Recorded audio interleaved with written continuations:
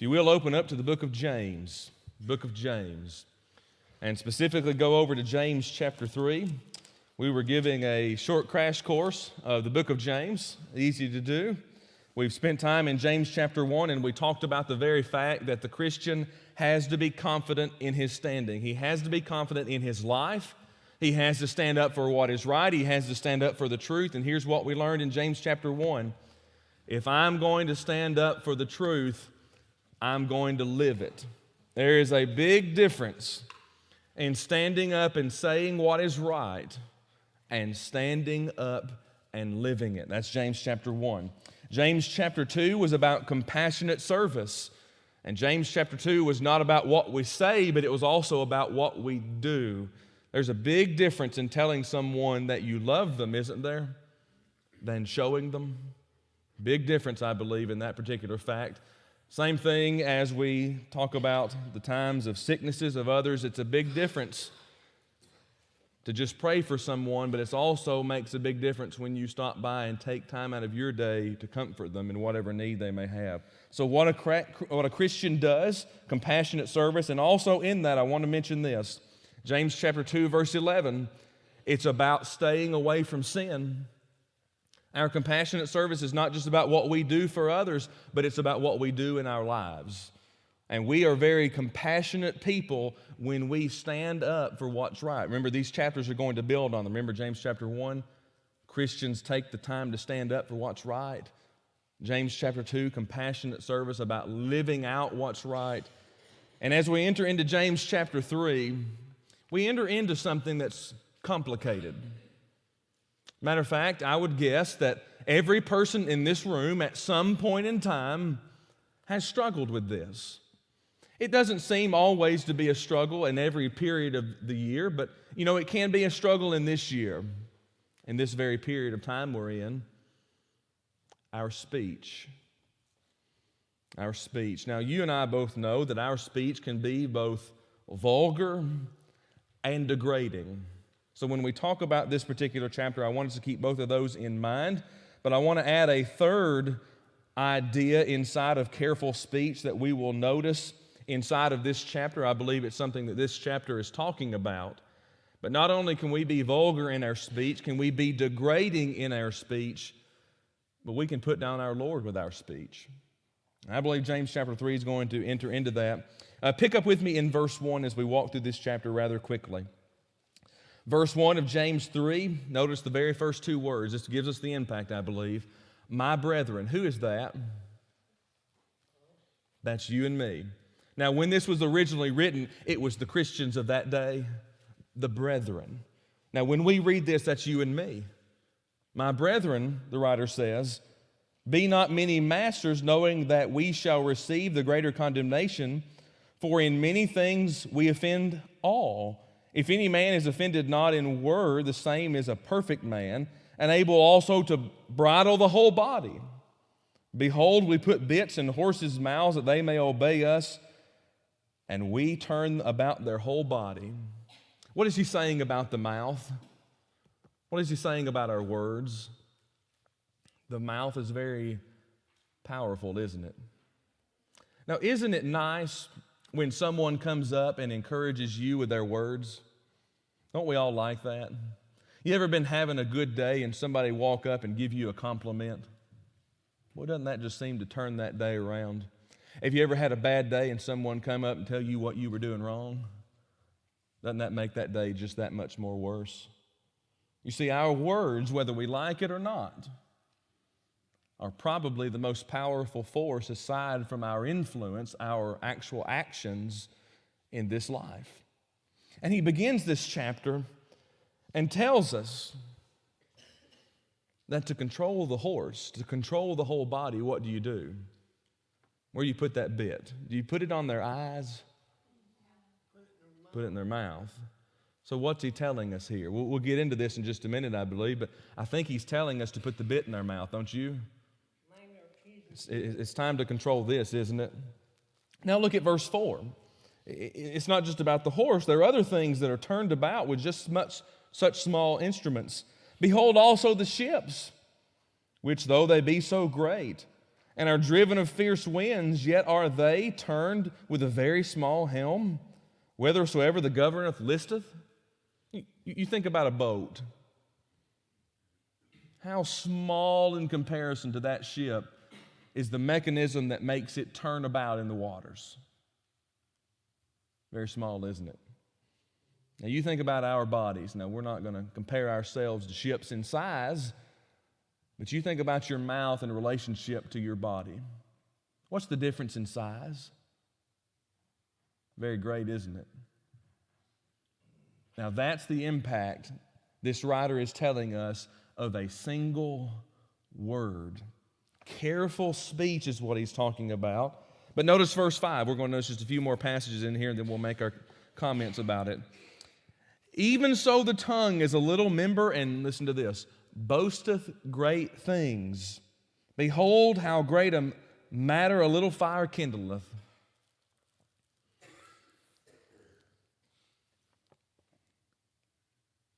One word is being compared to a very small fire that can burn all things down. I hope we see the illustration that's in this particular section. Verse 6, and the tongue is a fire, a world of iniquity. So is the tongue among our members, that it defileth the whole body, and setteth on fire the course of nature. And it is set on fire of hell, for every kind of beast and birds and serpents and all things in the sea is tamed, and hath been tamed of mankind. But the tongue can no man tame, but is an unruly evil, full of deadly poison. Now listen to verse 9. Let's make this chapter positive. Therewith bless we God, even the Father. Now I wish we could stop there, don't you? Because what's coming next is, but we also curse mankind. Well, wouldn't it be great if we could just stop? With the tongue, we can bless, we can give God the praise. Is there anything wrong with giving God praise? Is there ever a time in which we should not give God the praise? The answer is no. We're going to spend time in our sermon portion this morning looking at what God has done for mankind, for humanity. Now, just for a moment, I want you to think about that. What has God done for you and me? Well, the simple answer is everything, isn't it? He created the world. What would we be without the world? Well, that'd be a problem, wouldn't it? He sustains the world. What would we be if God did not sustain this world? We wouldn't be. He saves this world. What would we be without salvation? Most miserable, wouldn't we? You just imagine for a moment the things that God has done for humanity, for mankind. The answer is everything. He always has. And His promise is He always will. So when is it wrong to bless God? It's never wrong. Now read the rest of this particular passage, verse 9. Therewith bless we God, even the Father, and therewith curse we men which are made after the similitude of God. You remember in the book of Genesis when God created mankind?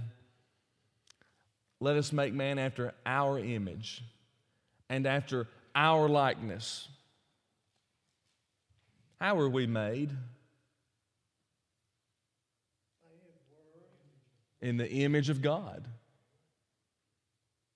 Now let's think about our words for a minute. What happens when we put down mankind? What happens? What are we really doing? We're speaking against the creation. Yes, we're putting down God.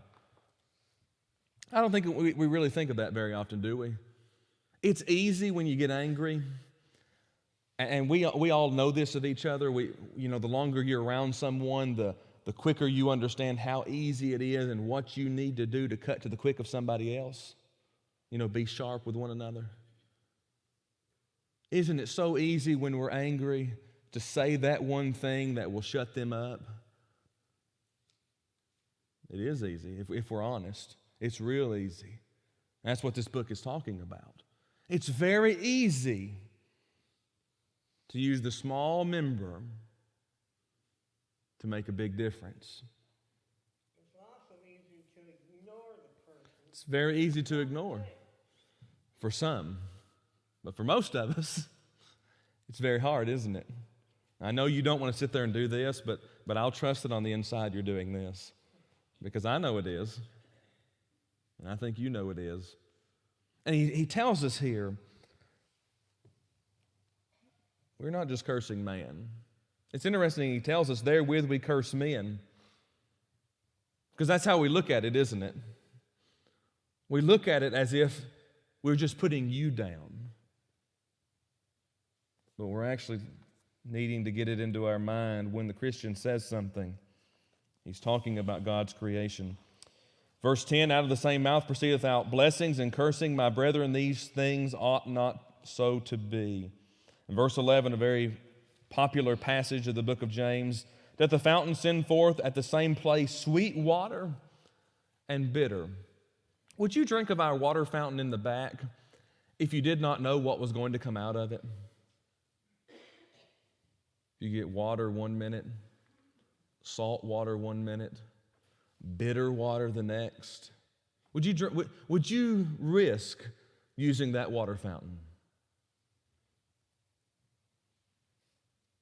Any takers? Why do we understand that so easy? And I'm saying that of me too. Why do we understand that we would not risk that water fountain if we did not know what was coming out of it? What about this thing? What about the mouth? I guess the question the book of James in James chapter 3 is asking is what's going to come out? What's going to come out? Are you going to curse God and His creation and His humanity? That's really how we need to look at it. We don't belong to humanity, we belong to Him. Is that what's going to come out? Now, we can put mankind down. We can put God's creation down. And at the same time, we can put God down. We don't think of it that very often, do we? But it's possible for us to put God down in the words that we live. But I want you to get the answer to this, James chapter 3. I don't want you to be hopeless. James chapter 3, go to verse 17.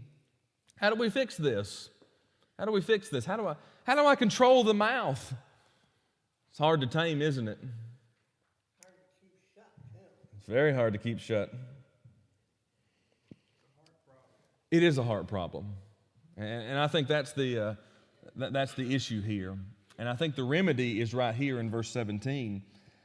But the wisdom that is from above is first pure, and then peaceable, gentle, and easy to be entreated, full of mercy and good fruits, without partiality, without hypocrisy.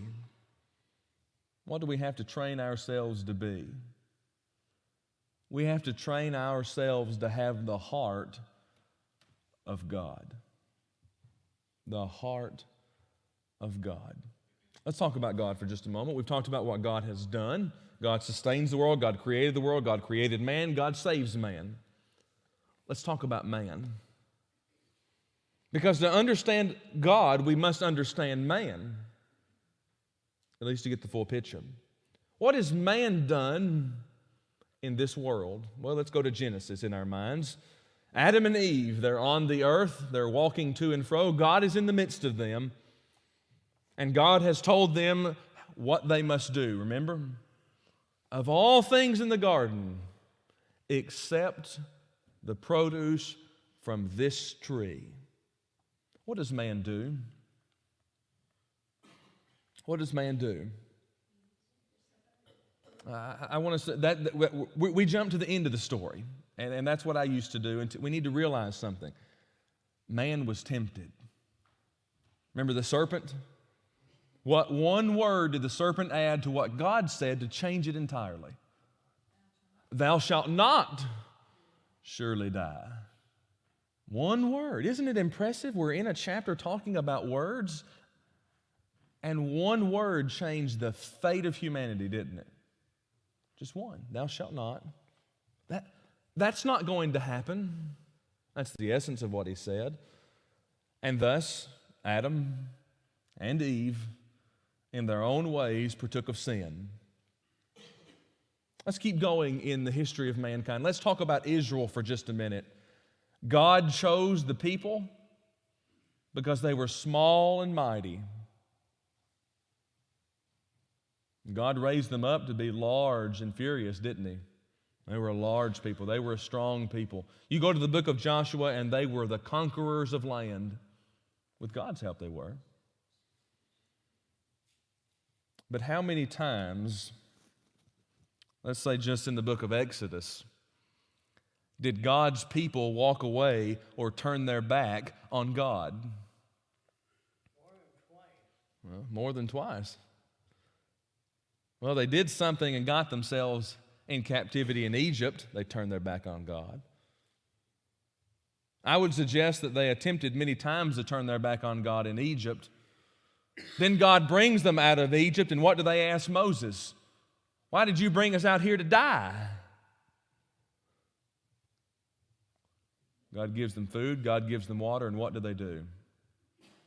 He takes them to the edge of the promised land. He said, this is all going to be yours. And what do? The words I hate the most. We can't do this. That has been the downfall of God's people time in and time out. And it can be our downfall too. We can easily say, we can't do that, but we can. Can we say that because we just don't want to? I don't know. I'd love to give you the answer to that, but I don't know. But here's the reality. God's people said, we can't do that. And what did they end up doing? For 40 years, they didn't. That generation did not do it. They were right. They couldn't. Without God, they could not do it. Just look at Israel. Why do we think God's people now are any different? Why do we think we're immune to turning our backs on God? I don't think we're immune, do you? I think we possess the same capability to turn our back on God as every other generation in time has. But that's up to us. So we're talking about mankind here. Now let's go back to God. God has done everything. What has mankind done? Best illustration I can give you. Mankind has turned his back over and over on God. So when we're talking about God and trying to understand the heart of God, what is the heart of God? What does it look like? Well, it's all found right here in verse 17. God's heart is full of wisdom. And here's what his heart looks like. God's heart is pure. God's heart is pure. Wouldn't it be good if our hearts were pure? Wishful thinking. We wouldn't jump to conclusions. We wouldn't jump to motives. God's heart is peaceable. What if our hearts were filled with peace? We wouldn't be the humans we are today. We have all different ways of doing things, different thinking, not the negative this, negative that. Yep. I think the easiest thing is God's heart is easy to be entreated. You know what it means to entreat someone? What does that mean?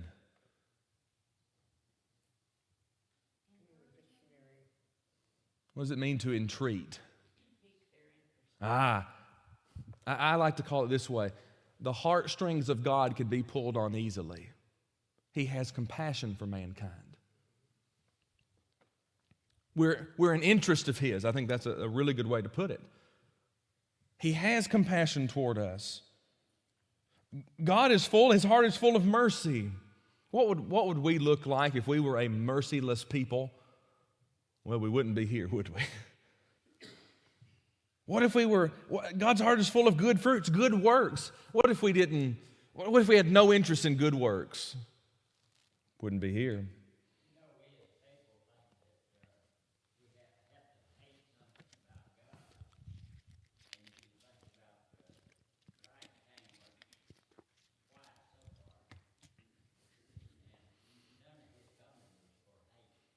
Exactly. It was the heart of God. Without partiality. Who will God save? Will He only save us and not some other nation?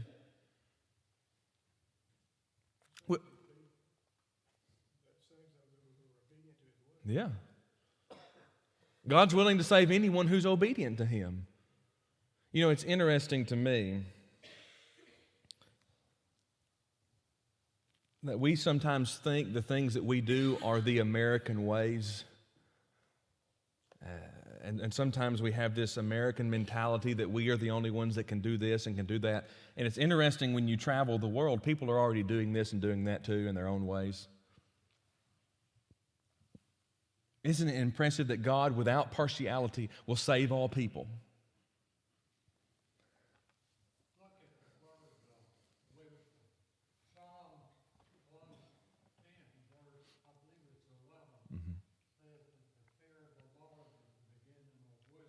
That's right. That's right. The respect of God is the beginning of wisdom. Yep. Now, this last one's hard. It's easy for God, it's hard for mankind. Without hypocrisy. What does that mean? God says it,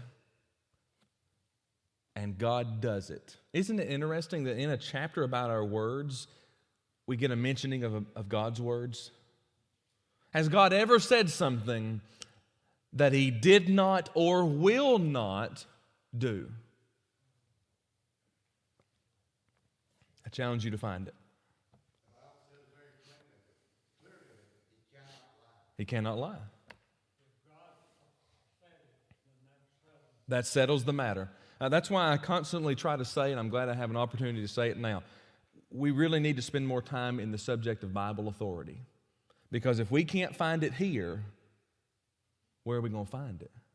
He says, love me and keep my commandments. Yeah, John 15:14, John 14:15.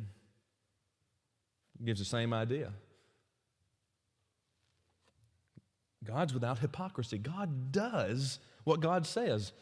Now, do we always do what we say?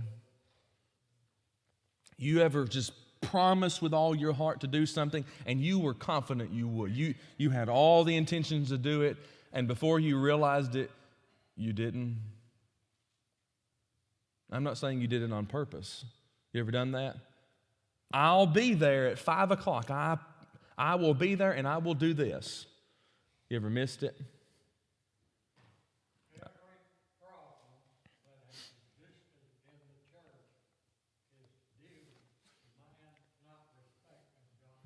You're right.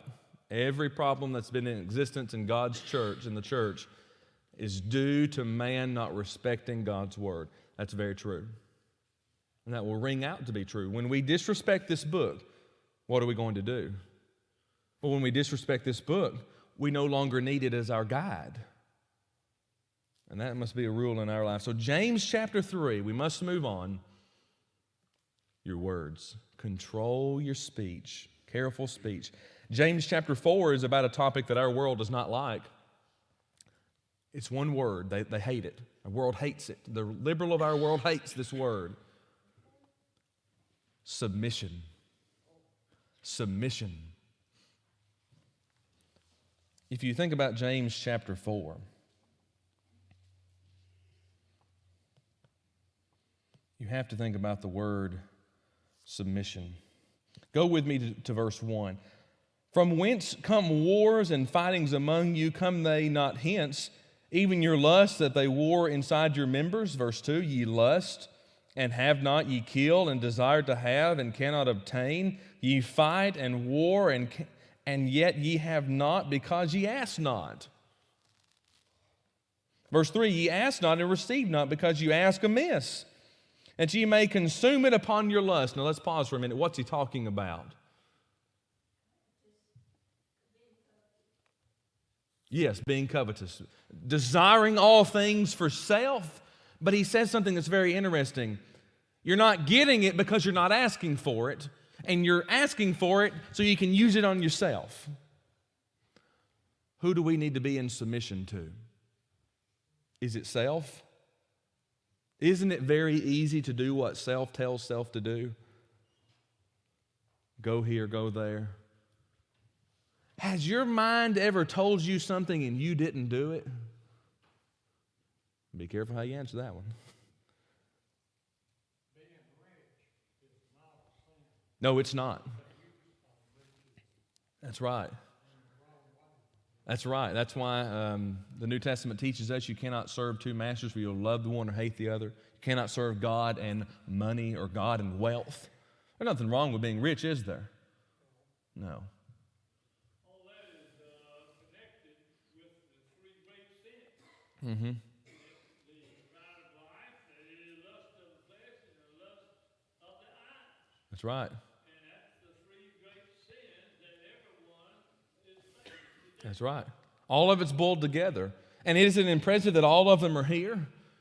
You see what you want, and you want it, and you ask for it, but you want to use it on yourself. What's he telling us here? Maybe we need to think about others. Not only do we need to be submissive to God, but maybe we need to submit ourselves to our fellow mankind and to our fellow Christians. Isn't there something today that we could do that would encourage the Lord's people? The answer is yes. Now, it's interesting that he's going to talk about in verse 4 spiritual adultery. What does that mean? What's spiritual adultery? Let me give you the easy definition. Saying that you love God, but not serving Him. There may be other definitions in this room. That's the context of the chapter. Ye adulterers and adulteresses, know ye not that the friendship of the world is enmity with God? Whosoever therefore will be the friend of the world is the enemy of God. Boy, don't we all want to be popular in this world? Starts at a young age, doesn't it? And continues through adulthood. We want to be the popular person on our street. We want to be the popular person at work. We want to be the person that everybody comes to at this and that. And we want to be a friend with the world many times. We want to be a part of this world. Now, I'm not saying that a desire to be a part of this world is friendship with God, with the world. But we need to be careful where we place our trust. We need to be careful where we place all of our work. It's interesting to me that this chapter is about submission. Go all the way to the end of the chapter, and we'll get the implication, I believe. Verse 17, therefore to him that knoweth to do good and doth it not, to him it is sin. Who are we supposed to submit to? Our Lord. And what has our Lord commanded of us? To be involved in good works. Now, aren't you glad that God has not required of you something that you cannot do? I love that He requires of us good works. Well, we don't go to heaven on just good works alone. No one's saying that. But God requires it. Isn't it interesting that He requires of us the same thing, yet those things can be different? You may be good at making a visit. That's a good work. You may be good at the card mailing. Let me tell you something about our cards from our Barnabas list.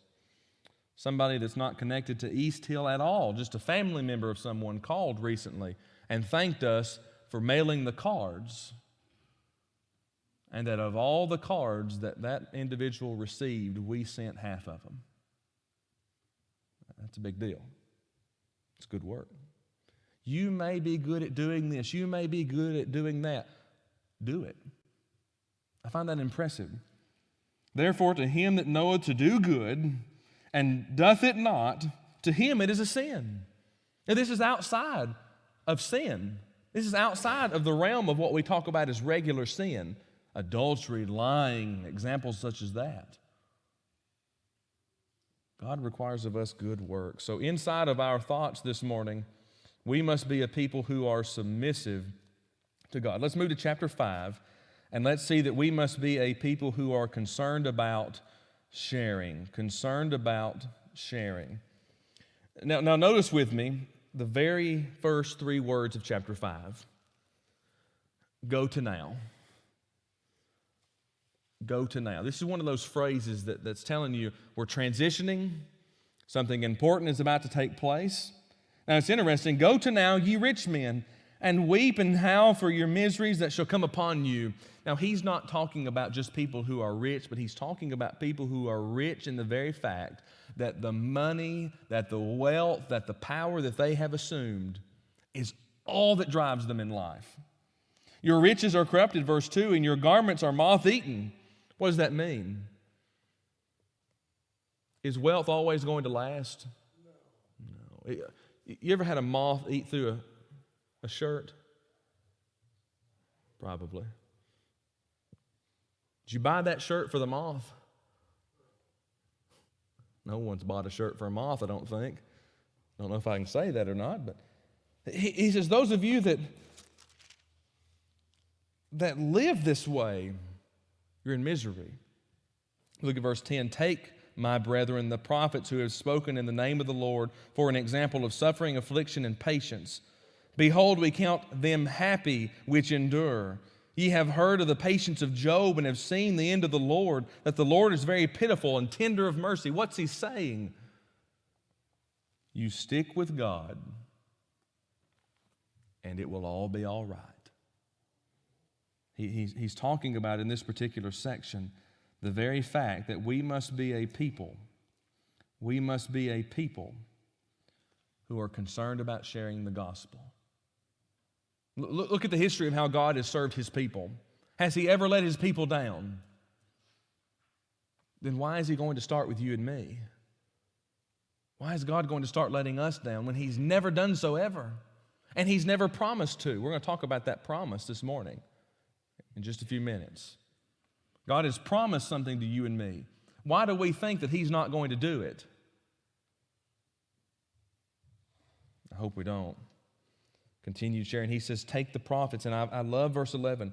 Look at Job. Job is a man that lost everything that he had. Read the last chapter of Job. Job was a man of great wealth, and Job learned. I think he already knew this as it starts. Remember, Job starts. Job is offering sacrifices for his children just in case they have sinned against God. And it's interesting that the book of Job ends talking about the very fact that Job spent the time with his children, his grandchildren, his great-grandchildren. I think that proves a point to us.